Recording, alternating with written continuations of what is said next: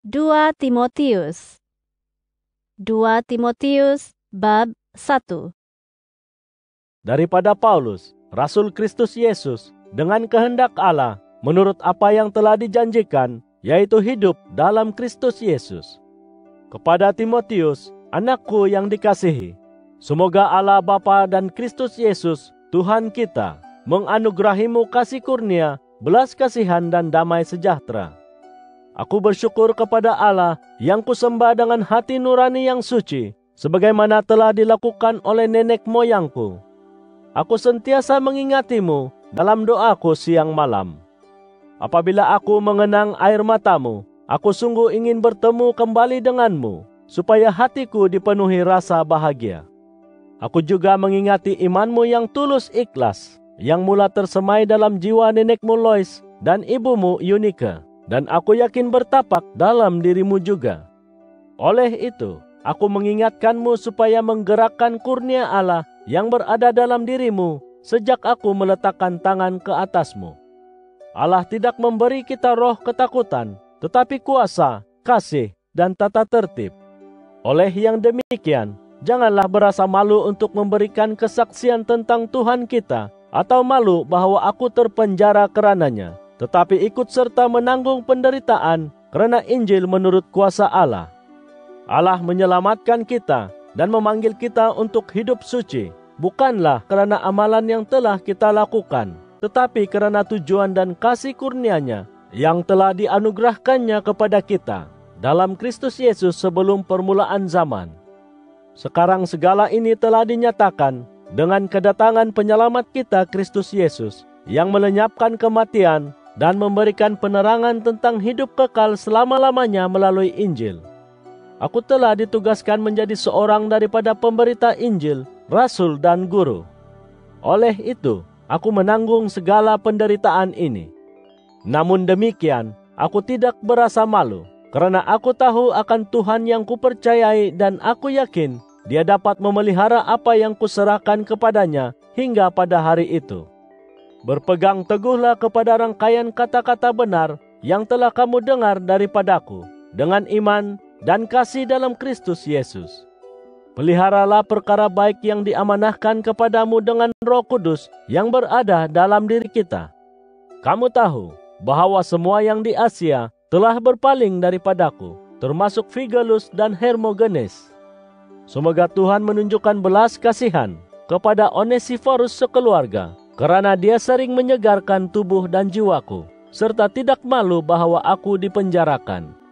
Malah apabila dia tiba di Roma, dia telah mencariku sedaya upaya sehingga bertemu.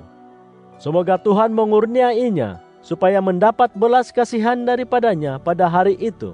Engkau cukup mengetahui pelbagai cara dia telah menolongku di Efesus. 2 Timotius bab 2. Anakku, kuatkan dirimu dengan kasih kurnia yang ada dalam Kristus Yesus.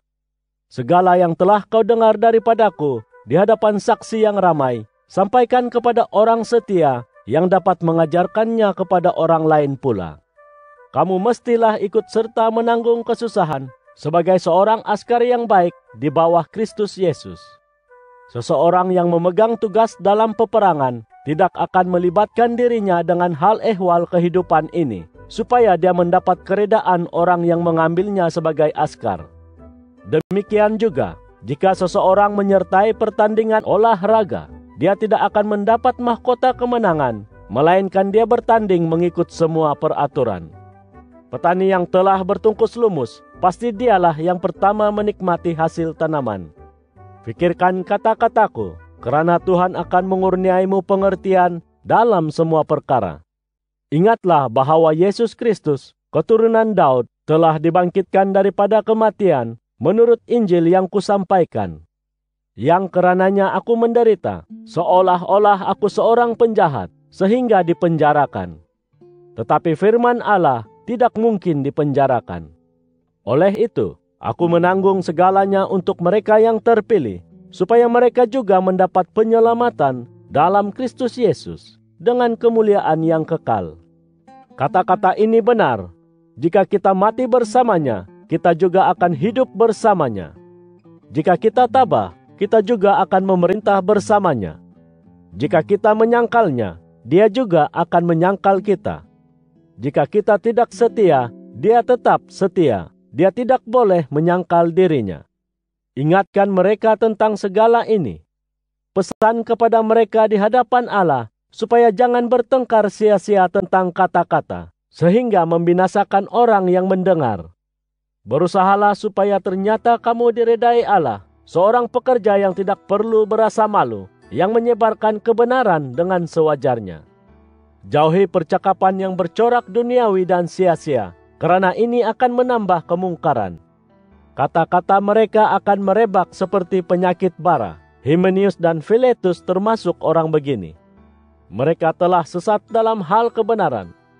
Mereka berkata bahwa kebangkitan daripada kematian telah berlalu, dan mereka merosakkan iman sesetengah orang.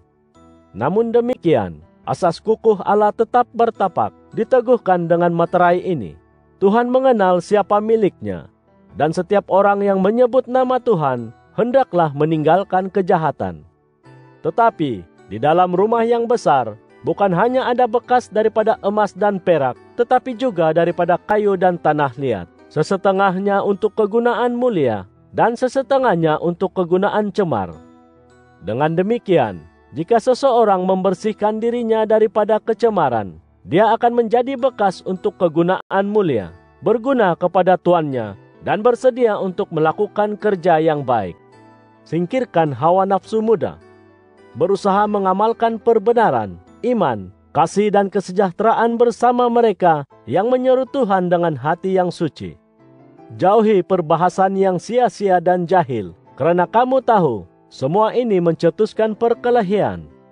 Hamba Tuhan tidak harus berkelahi. Sebaliknya, mereka mestilah lemah lembut kepada semua orang, pandai mengajar, sabar, dan dengan rendah hati menegur orang yang menentang. Semoga Allah membukakan hati mereka untuk bertaubat, supaya mereka mengenal kebenaran. Lalu mereka menjadi waras semula, dan terlepas daripada cengkaman iblis yang telah memerangkap mereka untuk melakukan kehendaknya. 2 Timotius bab 3. Ketahuilah bahwa pada akhir zaman akan datang suatu masa yang sukar. Manusia akan menjadi pencinta diri, pencinta wang, bercakap besar, berlagak bongkak, mencaci maki, ingkar terhadap ibu bapa, tidak bersyukur, tidak suci, tidak mengasihi, tidak mengampuni, suka memfitnah, tidak menguasai diri, buas dan pembenci kebaikan, khianat, gopoh, angkuh, serta lebih mencintai keseronokan daripada mengasihi Allah. Mereka menjalankan kewajiban agama, tetapi menyangkal kuasanya. Jauhilah orang demikian. Dalam kalangan mereka, ada yang masuk secara rahasia ke rumah orang, dan memerangkap perempuan lemah yang dibebani dosa, serta dipengaruhi pelbagai keinginan. Perempuan-perempuan ini sentiasa belajar tetapi tidak menerima kebenaran. Sebagaimana Yanes dan Yambres melawan Musa dahulu, demikianlah orang ini menentang ajaran yang benar. Mereka tidak berfikiran waras dan telah menyeleweng daripada iman sebenar. Namun mereka tidak akan berjaya lebih jauh lagi, karena semua orang akan menyadari kebodohan mereka, seperti halnya dengan Yanes dan Yambres dahulu. Tetapi kamu telah mengikut dengan penuh hemat segala ajaranku, cara hidupku, tujuan hidupku, imanku, kesabaranku, kasihku dan ketabahanku.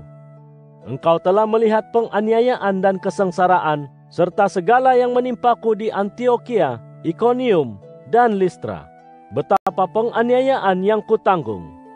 Akan tetapi, Tuhan telah menyelamatkanku daripada semuanya itu. Memang, semua orang yang ingin hidup warak dalam Kristus Yesus akan dianiaya. Orang durjana dan penipu akan bertambah durjana, memperdaya, serta diperdaya. Tetapi kamu mestilah terus berpegang kepada segala yang telah kamu pelajari dan yakini, karena kamu tahu daripada siapa segalanya telah kamu pelajari. Dan sejak kecil, kamu telah mengenal kitab suci yang dapat memberimu kebijaksanaan untuk diselamatkan melalui iman dalam Kristus Yesus.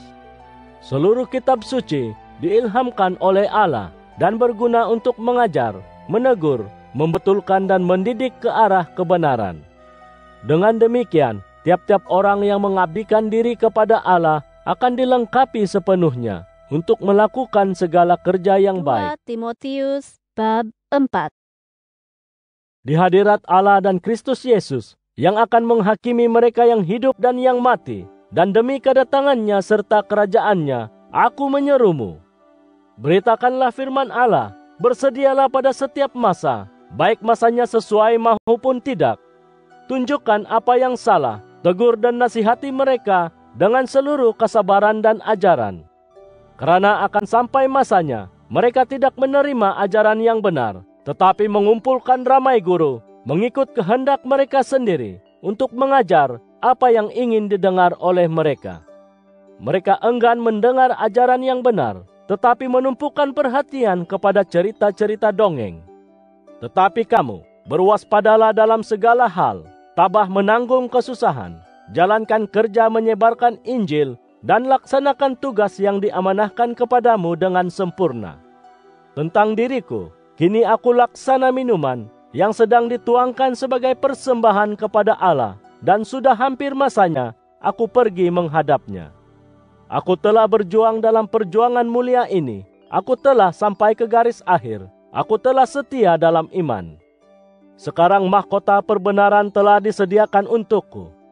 Tuhan, Hakim yang adil itu, akan mengurniakannya kepadaku pada hari itu, bukan kepadaku sahaja, tetapi kepada semua orang yang merindu kedatangannya.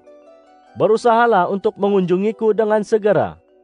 Demas telah meninggalkanku, karena dia mencintai dunia ini. Dia telah bertolak ke Tesalonika. Kreskes pula telah pergi ke Galatia, dan Titus ke Dalmatia. Hanya Lukas ada bersamaku.